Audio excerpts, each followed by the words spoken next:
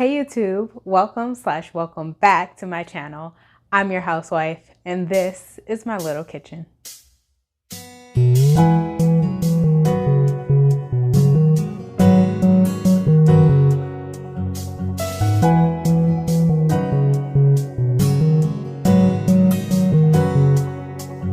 Today I'm going to be making a super simple meal, tomato and basil pasta.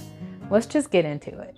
Now I've got a pot of water. It's about 2/3 full. I'm just going to turn it on high, bring it to a boil. I like to salt my pasta water, and the reason why is because the more salt I put in my pasta water, the less salt I have to put in my sauces or whatever I'm putting on top. I'm adding just a handful of salt to my pasta water, and I'm going to be using 1/4 of a box of angel hair pasta. While that's boiling, let's get to the sauce. So guys, it turns out that my sound went out and the rest of this video will be done by voiceover. Bear with me.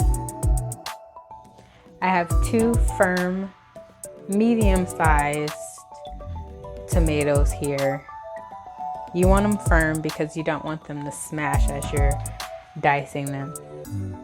I like tomatoes not only because they're refreshing, but they keep your skin healthy and it promotes sound sleep, and also it improves vision. I didn't know that. That's just a fun fact.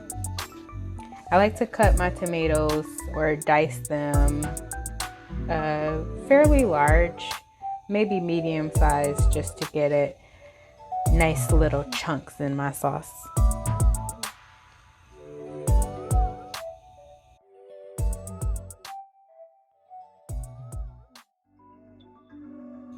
I like to crush my garlic first just to bring out all of the flavor and then cut it whichever way you want. You can use minced if you want. I always like to use fresh garlic because you get more of the clean taste of the garlic, and I like garlic taste.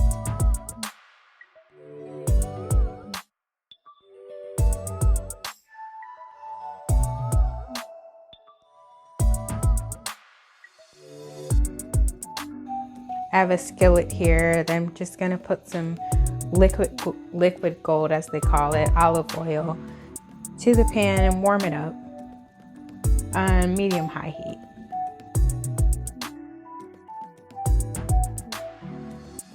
While that's warming up, I'm gonna cut my basil. I have about 2 stems here of basil. I'm gonna cut off the bottom stems.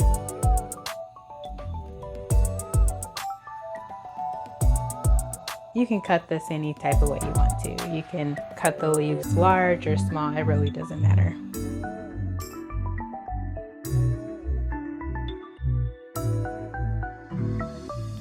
After cutting my basil, add a pinch of salt to the tomatoes and garlic. For some reason, salt makes tomatoes sweeter. I don't know the logistics of that. That's just what it is. And so that's the effect that I'm going for. To release more of the water from the tomatoes and to make the tomatoes sweeter.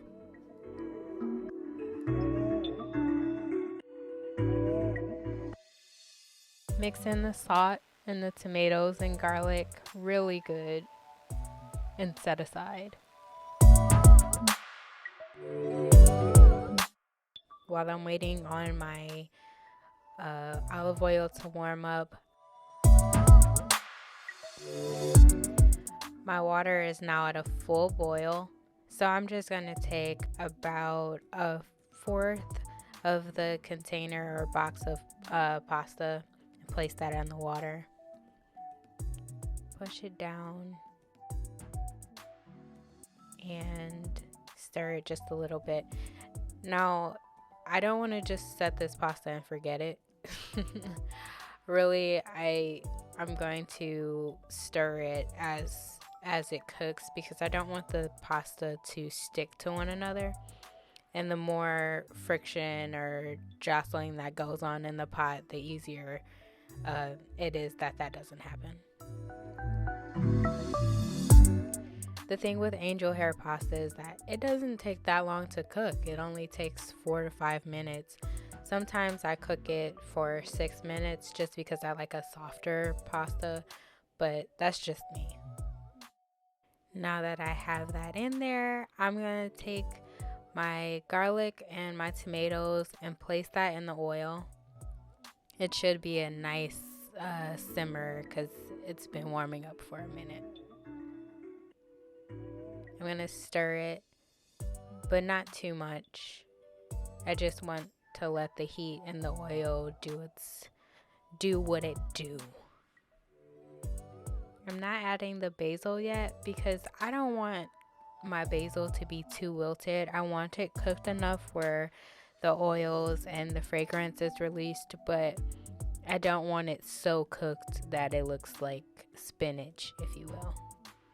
So the box definitely says 4 to 5 minutes for the pasta, but I forgot to note the time. So I'm just looking at the pasta now, like eyeing it to see if it's the right consistency that I want it to be. This happens all the time. I just forget to time stuff. So I've gotten really used to eyeballing. My pasta is just about done, and so now is the time where I'm adding the basil.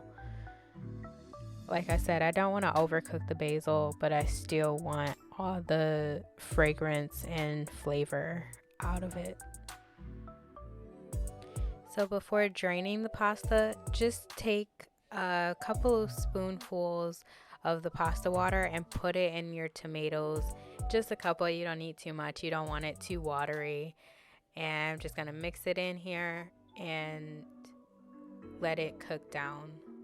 This should add thickness because of the starch that's cooked out of the pasta. I have drained and rinsed my pasta. Yes, I rinsed it because that's what I do. And I'm throwing it in the skillet with the sauce.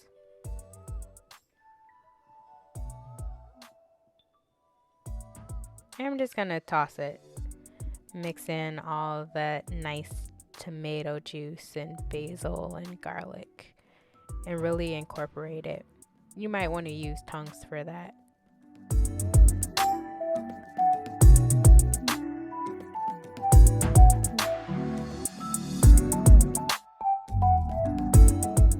Now we're ready to plate. And voila! Tomato basil pasta. You can add anything to this. Chicken, shrimp if you want to, any kind of meat really. This can be a side dish or it could be a main dish. But whatever dish it is, don't forget to sprinkle some love on top. In addition to the love, I like to sprinkle grated Parmesan and red pepper flakes on top. But even grated Parmesan and pepper will be really good on this. I hope you all enjoy this recipe. You can find it in the description box below and also on House.Wife.Little.Kit.wixsite.com/blogcast. Stay hydrated out there, y'all. See you next time. Bye.